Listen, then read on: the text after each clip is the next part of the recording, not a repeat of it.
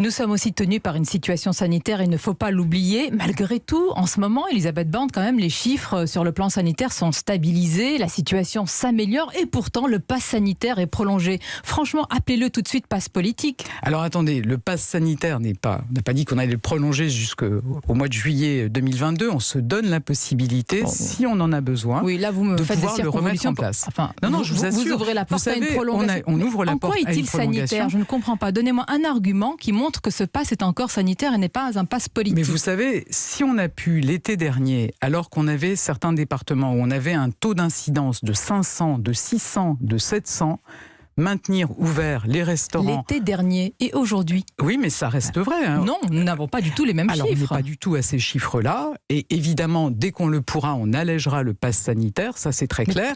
Aujourd'hui, le Conseil scientifique nous dit soyez prudents parce qu'on sait qu'avec ne vous abritez pas derrière le Conseil scientifique. Ah bah écoutez, on écoute ce que nous dit le Conseil scientifique. Mais vous regardez les chiffres aussi, vous les voyez. Depuis tout à l'heure, vous me citez des chiffres. Je peux vous assurer que si la situation sanitaire reste favorable, ce qu'elle est aujourd'hui, malgré l'arrivée du froid de l'automne, évidemment, on allègera le pass sanitaire. On veut aussi avoir pour les prochains mois la possibilité, si c'est nécessaire... Voilà, ça s'appelle une opportunité politique à l'approche des présidentielles. Mais on peut le comprendre. Vous savez que le Parlement ne siège plus à partir de la fin du mois de février. Donc si on se retrouvait sans la possibilité de mobiliser ce pass sanitaire au printemps prochain et qu'on ne puisse pas garder ouverts les restaurants, les salles de sport, les cinémas, je pense que tout le monde serait pénalisé. Est-ce qu'on peut perdre, Elisabeth Borne, son pass sanitaire si on refuse, pour une raison ou une autre, de faire la troisième dose ? C'est quelque chose qu'on est en train de regarder. Le message, c'est surtout que quand vous êtes effectivement une personne âgée, vulnérable, que vous avez été vacciné il y a maintenant plus de 6 mois, c'est vraiment très important.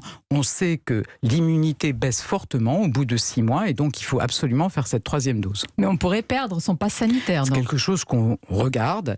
En tout cas, ça n'est pas décidé aujourd'hui. C'est injuste parce que le pass sanitaire, c'était les 2 doses, s'ajoute cette troisième dose et ça peut pénaliser beaucoup. Le message, vous savez, on est là pour protéger les Français face au virus. Quand on a reçu sa deuxième dose il y a plus de 6 mois, on le voit dans d'autres pays, l'immunité baisse et donc l'objectif, c'est évidemment de rester protégé avec ce vaccin dont on bénéficie heureusement aujourd'hui.